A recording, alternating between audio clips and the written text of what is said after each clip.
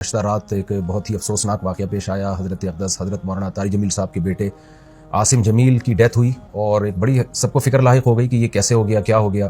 اب ان کے بیٹے کا مولانا یوسف جمیل صاحب کا بیان سامنے آیا ہے کہ اس نے خود کو گولی مار کے ہلاک کیا اور ڈپریشن کا وہ پیشنٹ تھا.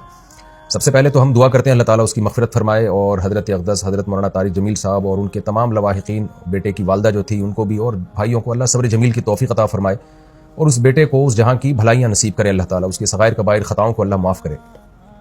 میں جو یہ بیان ریکارڈ کروا رہا ہوں اس کا ایک بڑا مقصد جو ہے وہ ان لوگوں کو جواب دینا ہے جو اس عمل کو خودکشی قرار دے رہے ہیں, کیونکہ میں نے بھی کچھ کمنٹس پڑھے ہیں, کچھ لوگوں کے نیگیٹو کمنٹس ہیں. آپ کو پتہ ہے کہ دیندار طبقے کی طرف سے کچھ لوگ ایسے مخالف لوگ ہیں علماء کے, دینداروں کے, کہ ان کو موقع چاہیے ہوتا ہے پروپیگنڈا کرنے کا.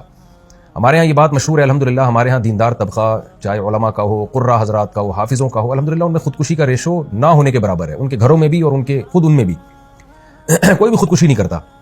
اور یہ بات بڑے فخر سے بیان کی جاتی ہے کہ قاری حضرات کی تنخواہیں دیکھیں, آپ ائمہ کرام کی تنخواہیں دیکھیں, ان کے مسائل دیکھیں, اس کے باوجود وہ خودکشی کی طرف نہیں جاتے, اس لیے کہ اللہ نے ان کو صبر دیا ہے.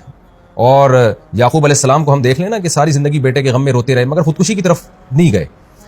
تو یہاں بہت سے لوگ یہ سوال اٹھا رہے ہیں کہ اتنا دیندار گھرانہ اور بیٹے نے خودکشی کر لی. اس کا جواب مولانا یوسف جمیل صاحب کی طرف سے الحمدللہ آ چکا ہے کہ وہ بھائی ڈپریشن کا پیشنٹ تھا, وہ اس کو الیکٹرک کے جھٹکے دیے جاتے تھے, میڈیسن کھاتا تھا وہ, اور ڈاکٹروں نے یہ بھی ہدایات کی ہوئی تھی کہ اس کے پاس کوئی نہ کوئی رہنا چاہیے, کچھ بھی کر سکتا ہے.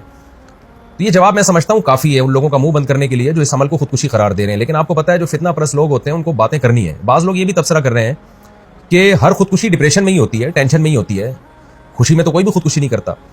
تو دیکھیں یہ ٹاپک ڈاکٹروں کا ہے, ڈاکٹر بتاتے ہیں اور ہم نے مشاہدہ بھی کیا ہے کہ ڈپریشن دو طرح کی ہوتی ہے. ایک ڈپریشن تو عام لوگ جو دنیا کی محبت میں ڈپریشن میں گئے ہوئے ہیں, ایک ڈپریشن وہ ہوتی ہے جو کسی دماغی بیماری کی وجہ سے ہوتی ہے.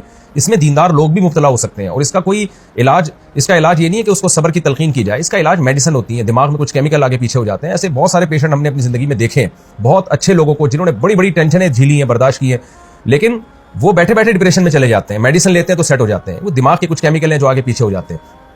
یہی وجہ ہے, اور یہ نئی بیماری نہیں ہے, صدیوں پرانی بیماری ہے. یہی وجہ ہے کہ علماء کرام نے یہ مسئلہ طلاق کے مسائل میں بیان کیا اور قتل قصاص وغیرہ کے مسائل میں بیان کیا کہ انسان پر کچھ کیفیات ایسی آ جاتی ہیں کہ جس میں وہ اپنے قول و عمل کا ذمہ دار نہیں ہوتا, اور اس کے قول و عمل پہ اس کو نہ گناہ ملتا ہے, نہ اس کو دنیا میں سزا ملے گی, نہ آخرت میں سزا ملے گی.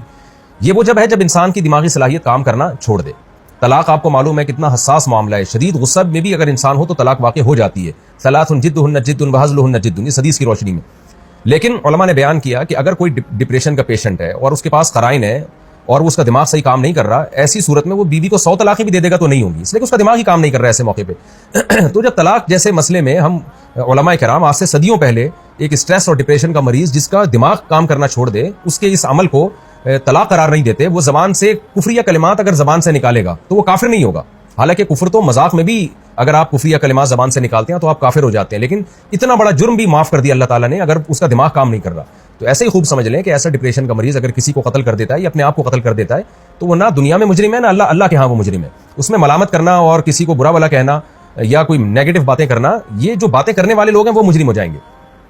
تو ایک ڈپریشن وہ ہوتی ہے جو دنیا سے دنیا کی محبت کی وجہ سے دنیا کی چھوٹی چھوٹی باتوں کو آپ بہت زیادہ بڑھا لیتے ہیں, یہ کس کی وجہ سے ہوتی ہے, یہ ناپسندیدہ ہے کیونکہ نیک لوگ ہمیشہ صبر کرتے ہیں. لیکن ایک ڈپریشن وہ ہے جو آپ کو کسی دماغی بیماری کی وجہ سے, یہ بچپن سے اس کی جو ہمیں تحقیقات سے معلوم ہوا ہے کہ یہ جو حضرت کا جو بیٹا ہے یہ بچپن سے ہی کسی دماغی بیماری میں مبتلا تھا اور علاج بھی ہو رہا تھا. حضرت جو ذمہ داریاں ایک باپ کی ہوتی ہیں وہ اولاد کے لیے وہ ذمہ داریاں پوری کرنے میں لگے ہوئے تھے, لیکن ظاہر ہے کچھ چیزیں اللہ کی طرف سے ہوتی ہیں, انسان اس میں بے بس ہوتا ہے. تو ہم سب اس غم میں حضرت کے ساتھ برابر کے شریک ہیں اور ہم سب دل سے دعا کرتے ہیں اللہ تعالیٰ حضرت کے اس بیٹے کو اس جہاں کی بھلائیاں نصیب کرے اور اس جہاں کی خوشیاں نصیب کرے, اور جو بھی ان کے رشتہ دار اور لواحقین ہیں اللہ تعالیٰ ان سب کو صبر جمیل کی توفیق عطا فرمائے, اور جو منفی کمنٹس کرنے والے لوگ ہیں اللہ تعالیٰ ان کو ہدایت دے.